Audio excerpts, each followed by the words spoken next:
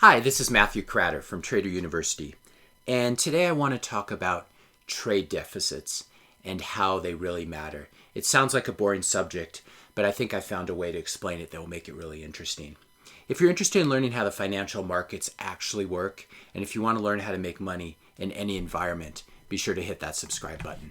So let's get started. I've subtitled this, How to Sell Your Grandchildren into Slavery, and you're going to see how this works. So let's pretend we have two different countries.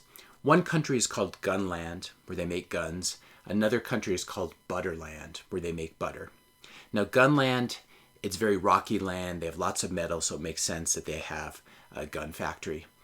And Butterland, it's more green pasture. They have a lot of cows and milk, and so they specialize in making butter. Now each country starts off with 100 tons of gold. Now, every year, Gunland buys 20 gold tons worth of butter from Butterland. So they send the 20 tons of gold over to Butterland. They take the butter. And then every year, Butterland buys 10 gold tons worth of guns from Gunland. So they send 10 tons of gold to Gunland, and they get their guns and bring them back home. So this is import, export, obviously. This is trade at its best, where each country is doing what they are best at. So Gunland sends 20 tons of gold to Butterland to pay for the butter, and then they receive 10 tons of gold from Butterland when Butterland buys guns from them. So at the end of the first year, Gunland, it started with 100 tons of gold, but now they only have 90 tons of gold. And Butterland has 110 tons of gold. So Butterland is getting richer, it would appear. Now, you wouldn't know this on the surface because Gunland, if you visit it, it looks very prosperous. They're living large. They have lots of luxury. They put butter on all their food, and they're living very nicely. And so to an outside observer, Gunland looks much more wealthy than Butterland. Now, the people of Butterland don't use a lot of butter. They don't get to put it on their food. Their restaurants are not as luxurious because of this. And why are they not using as much butter? Well, because they're exporting it all overseas. Now, we would say that Gunland has a trade deficit with Butterland. What this means is that they're just buying more stuff from Butterland than they are selling to Butterland. So they're buying more butter than they're selling guns as measured in gold price. Butterland has a trade surplus with Gunland because they're selling more stuff to Gunland as measured in the amount of gold they're collecting than they are buying from Gunland. So by this measure, Gunland, even though it looks like they're very, very wealthy, everyone's eating butter and putting it on everything, Gunland is actually getting poorer because they are losing their gold reserves. And Butterland is getting richer. So as we said, at the end of the first year, Gunland is down to 90 tons of gold. Butterland is up to 110 tons of gold. Now let's say this continues for 9 more years. At that point, Gunland will have run out of all of their gold. They will have spent it all on butter. And Butterland will have all 200 tons of gold. You'll remember that each one started with 100 tons of gold. So now there's a problem. Gunland no longer has the money to buy butter. They don't have any more gold left. So they say to themselves, okay, we need to export a lot more guns. Let's work extra hard. We'll work longer hours. We'll increase our sales team, and we got to push those guns over to Butterland so we can build back up our gold reserves and so we can buy more butter. Now, this isn't good from a political standpoint. The people of Gunland begin to get mad because they're working much harder than the generation did before. And yet, paradoxically, even though they're working harder, they're eating a lot less butter than their parents did. And this creates intergenerational strife. The kids are resentful of their parents who had such an easy life. And there's just not as much butter to go around. People are working longer hours. Maybe they're having to take Saturdays and go into the gun factory. So as you would expect, there begin to be some political rumblings. The people of Gunland get together and go to their politicians, go to their military leaders and say, you know what, let's attack Butterland. This is ridiculous. Let's just go over there and take their butter. Unfortunately, their military tells them, well, we sold them a lot of guns, and they also have a lot of gold. Butterland has all these guns we sold them. They have all this gold that we gave them. And so I don't think we can defeat Butterland. They can use that gold. They can buy mercenary soldiers. They're beginning to project their military power all around the globe. So I think we're going to just need to trade with them because we can't attack them. We are weaker than them now. So on the other side of the ocean, Butterland, they want to keep buying guns. They are enjoying their position of power. They would like to have some more guns. And so they make an agreement with Gunland because they want this trade to continue. So Butterland goes to Gunland and says, look, you don't have any more gold. We all know that. So let's just do a trade.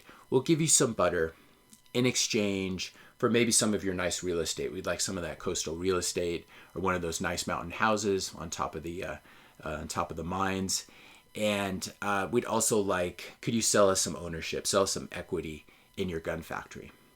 And so this is a way that the trade can continue. And Butterland is no longer collecting gold, but they are getting something for their butter. They're collecting real estate. They're collecting stock. They're building up an equity position, an ownership position in the main gun factory and Gunland. So what happens after a few years? We fast forward, and now Butterland owns a lot of houses in Gunland. They own a lot of buildings. And because every year they get more stock in the main gun factory, they now own 60% of the Gunland gun factory. This is foreign ownership. Butterland is overseas, but they get to, because they have all this wealth, and they've been trading their butter for this sort of hard physical assets like real estate, in addition to stocks, ownership in the gun factory.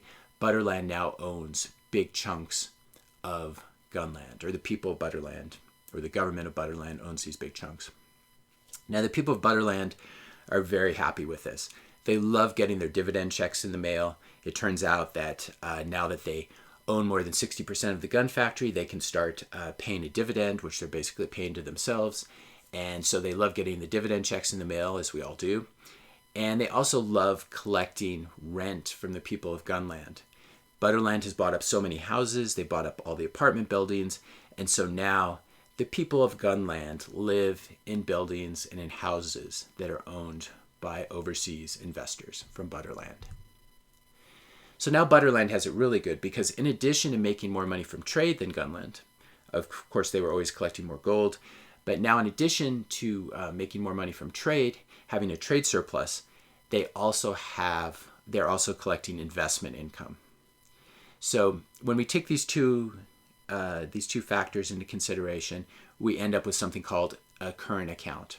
And in this case, Butterland has a current account surplus with Gunland. What this means is they are making more money from trade and investment income than Gunland is making from Butterland. So Butterland's in a very good position here. They have a current account surplus. If they had a currency, if they had a paper currency, we would expect their currency to begin to appreciate for this reason, as people want to store their wealth in the currency of Butterland. I've simplified this by using gold. We'll talk a little bit more about paper currencies and how this would work in a later lecture. So Butterland has a current account surplus, which is just a wider measurement of money flowing into and out of a country. Now we have money flowing into Butterland from trade as well as from investment income, from dividend checks and rental checks from the people of Gunland, as well as the dividend checks from the main gun factory in Gunland. And the reverse of a current account surplus, the other side of it, is that Gunland has a current account deficit. They're sending their wealth overseas to Butterland. They're paying, their dividends are going overseas, their rent checks are going overseas, and they're not making as much money from trade as Butterland is. And so from the trade deficit, their money is going overseas. So what would we say? We would say that Butterland has something that's called a NIIP, N-I-I-P, a net international investment position. It has a positive NIIP. What this means is that Butterland owns more assets in Gunland than Gunland owns in Butterland. For the purposes of this example, Gunland doesn't own anything in Butterland. They don't even have enough money or gold to buy stocks or buy real estate in Butterland. So we would say that Butterland has a positive net international investment position with Gunland. That means they own more stocks and real estate in this other country than that country owns in Butterland. And the opposite of that, gunland has a negative NIIP with butterland. So the people of gunland, they still get to eat lots of butter. And this is sort of a political compromise. The government doesn't want a revolution. And so what they've done instead to continually supply their population with the butter that they love is they've sold off big chunks of their country. They've sold off ownership in their main factory, their gun factory. They've sold off all their nice coastal real estate, their nice mountain homes. And now their grandchildren, let's say if we fast forward a couple generations, their grandchildren are now, the grandchildren of these people in gunland are now basically slaves who work for the people of butterland.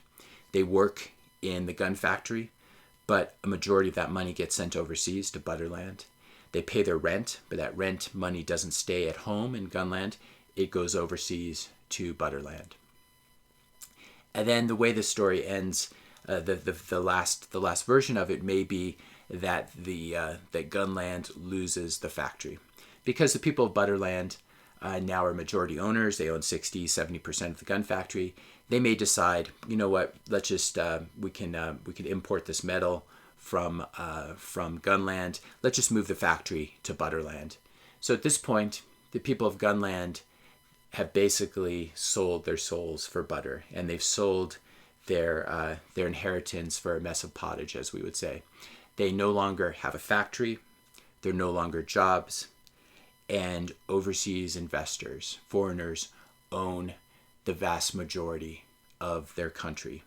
This is what happens if you run a persistent trade deficit over generation and generation. You're basically selling your grandchildren into slavery.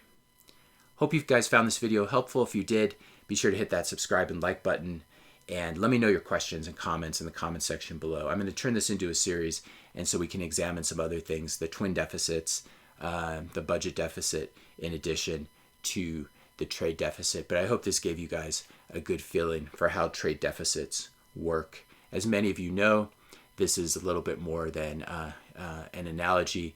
We have a trade deficit with China, and Chinese investors own a lot more of the United States than the United States owns in China. Thanks a lot for listening, and I'll see you in the next video.